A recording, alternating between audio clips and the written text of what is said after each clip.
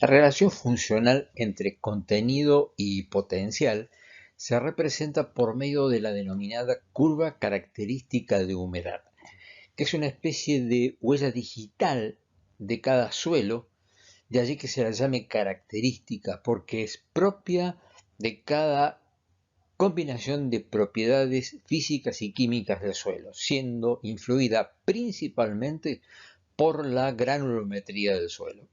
Aquí se ilustra, por ejemplo, en esta imagen, la curva característica de humedad de un suelo de la estación experimental de INTA Manfredi, que es un suelo de textura franco-limosa, en donde se observa que no hay diferencias estadísticamente significativas entre sucesivos horizontes de un perfil A a C, CK. Esta es otra curva característica de humedad, pero para un suelo, en este caso del norte de la provincia de Córdoba, de Cañada de Luque, y observen cómo cambian las unidades en las cuales se ha expresado tanto el contenido como el potencial. En este caso se está graficando tita, contenido volumétrico de agua, en función de la carga hidráulica H expresada en centímetros. Y se observa que hay una curva para una profundidad de 0 a 7 centímetros y otra de 7 a 14 centímetros. Y obsérvese también cómo en los valores de carga más bajos, o sea, los potenciales menos negativos próximos a la saturación del suelo, ambas curvas comienzan a separarse marcadamente. Indudablemente estamos observando que hay un efecto de la estructura del suelo en los primeros centímetros, dado que entre ambas profundidades no hay cambios en la granulometría. ¿Cómo se construye, cómo se define la forma de una curva característica de humedad? En esencia, se trata de trabajar con dos equipos. Uno es una olla de presión en la cual se trabajan los tramos bajos de presión o de potencial de 0,1 a 2 bar, y luego para los valores de potenciales más altos de 2 a 20 bar estaríamos hablando de la membrana de Richards, que permite trabajar con estas cargas hidráulicas más altas o presiones más altas, porque en realidad lo que se observa es que se inyecta dentro tanto de la olla como del equipo de membrana aire a presión para desalojar el agua al valor de potencial que uno desea que quede allí dentro. En esta diapositiva se muestran los dos equipos en un corte, en un esquema, de tal modo que podamos observar cómo funciona cada uno de ellos. En la olla de presión a la izquierda ustedes ven que en realidad hay discos de goma que están rellenos de suelo. Hay discos que contienen muestras de suelo. Esas muestras de suelo se llevan a saturación por 12 horas aproximadamente y luego se inyecta aire a presión adentro de la olla de presión. Por el inferior de la muestra de suelo, que apoya en un disco de cerámica, sale el agua impulsada por esa presión y quedará solamente el agua retenida a la presión que hemos regulado en nuestro manómetro. Es decir, si yo aplico una presión de 0,3 bares, cuando esa muestra alcance el equilibrio, va a estar en el estado hídrico de capacidad de campo, es decir, va a contener el agua que el suelo retiene a 0,3 bares. Y así puedo seguir aplicando sucesivos valores de presión. Puedo aplicar 0,3, 0,4, 0,5, 1 bar, 1,5, 2 bar, y ya allí ya no puedo trabajar más con este equipo porque empieza a descargarse el agua del disco de cerámica por el tamaño de sus poros. Allí es cuando tengo que pasar al equipo que está a la derecha de la diapositiva, que es la membrana de Richards. Allí también se encuentran muestras de suelo retenidas dentro de aros de goma circulares que se saturan también, pero que en lugar de depositadas sobre un disco de cerámica, están depositadas, soportadas sobre una lámina de acetato de celulosa, una lámina que tiene poros lo suficientemente finos que no se descarga de agua, así se le apliquen entre 20 y 50 bar según la marca de membrana de acetato de celulosa que estemos utilizando. Obviamente es un equipo mucho más robusto, fíjense ustedes que son prácticamente dos placas de acero atornilladas, lleva entre 8 y 12 tornillos que la mantienen en posición, porque tiene que soportar presiones que llegan hasta los 15 bares. En este equipo yo comienzo a aplicar 2 bar, 3 bar, 5, 7, 10, 15 bar y de esa forma entre los dos equipos cubro todas las presiones o potenciales en los cuales se manifiesta la curva característica de humedad de un suelo. Bien, ahora a partir de esta secuencia vamos a ilustrar cómo influye tanto la textura como la estructura en la curva característica de humedad de un suelo. La principal propiedad que define la forma y ubicación de una curva característica de humedad es la textura del suelo. De hecho, en esta línea azul estamos viendo la relación entre contenido hídrico gravimétrico W% y el potencial expresado en bares para un suelo franco-arcilloso. Están marcados en el eje X los valores de capacidad de campo de un bar, que corresponde a la humedad equivalente, y de la capacidad a la marchitez permanente hacia el final del gráfico.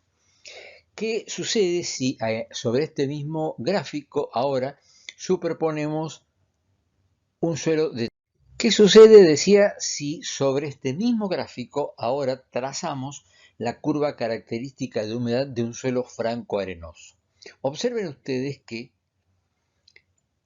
es muy marcada la diferencia. Incluso las diferencias más grandes se encuentran en todo el rango de la curva característica de humedad, pero donde aparecen las diferencias más grandes es en la proporción que cada uno de estos suelos retiene como agua fácilmente utilizable. Ustedes fíjense que en el suelo franco-arenoso, una vez agotada el agua fácilmente utilizable entre capacidad de campo y un bar, lo que resta de agua es muy poco. En cambio, en el suelo de textura franco-arcillosa, después de haberse agotado el agua fácilmente utilizable, todavía entre un bar y capacidad de la marchitez permanente, el cultivo podría extraer casi tanta agua como lo hace en el rango de agua fácilmente utilizable, solo que lo va a hacer con mayor gasto de energía porque el agua se encuentra retenida con potenciales más negativos. Ahora veamos qué ocurre cuando sobre alguno de estos suelos se produce un cambio en su estructura. Supongamos que el suelo franco-arenoso sufre un proceso de compactación, lo cual destruye gran parte de la macroporosidad. Ven ustedes que el volumen de poros que se encuentra por debajo de capacidad de campo cae en la curva roja marcadamente y se produce un ligero incremento en la zona entre capacidad de campo y un bar. Es decir, se ha producido una ruptura de poros que ha hecho que se destruyan poros interagregados y se generen poros intraagregados, con la salvedad de que el volumen de poros que se pierde por compactación no se gana en poros intraagregados, es decir, que en realidad se está perdiendo porosidad total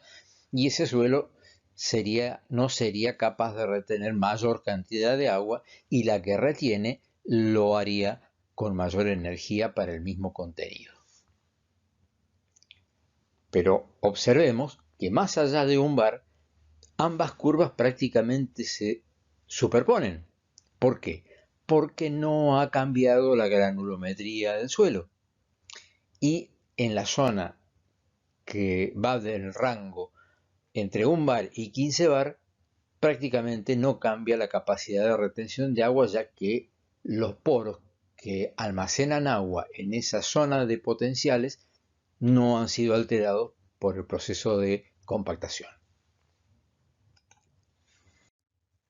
Aquí estamos viendo prácticamente lo mismo, solo para una gradación de suelos, en donde vemos uno arcilloso, uno franco y uno arenoso, y observamos que el gran cambio que se introduce en la curva característica de humedad está definido por la textura del suelo, no por su estructura. Hay pequeños cambios, ustedes los observan en las líneas punteadas, a nivel de los rangos bajos de potencial, pero que prácticamente no afectan la retención de agua. Lo que afectan es el drenaje interno del suelo y el intercambio de gases, por lo que se está rompiendo son los macroporos que justamente permiten esos dos fenómenos, el flujo interno de agua y el intercambio gaseoso entre el suelo y la atmósfera externa. Y bien, para cerrar el efecto de las propiedades del suelo sobre la curva característica de humedad, tenemos aquí dos curvas, una trazada en la zona de Pilar, en un suelo que ha sufrido agricultura en los últimos 80 o 90 años, y a la derecha un suelo de Villa del Totoral que ha estado hasta hace 5 o 6 años bajo explotación ganadera y recientemente fue incorporado a agricultura bajo siembra directa. Observen ustedes cómo en el suelo de Pilar prácticamente las curvas características de dos profundidades, 0,7 y 7 a 14 centímetros, se copian prácticamente, no hay diferencias estadísticamente significativas entre una curva y la otra, mientras que en el suelo de Villa del Totoral, en los potenciales más bajos, en la profundidad superficial, que es la que posee la mejor estructura y la mayor agregación, hay una capacidad porosa mucho más importante y por lo tanto una porosidad total mayor. Observen ustedes también que para la curva de Villa del Totoral de 7 a 14 centímetros es prácticamente igual a las dos curvas de la zona de Pilar. ¿Por qué? Porque son dos suelos franco-limosos con prácticamente la misma composición granulométrica.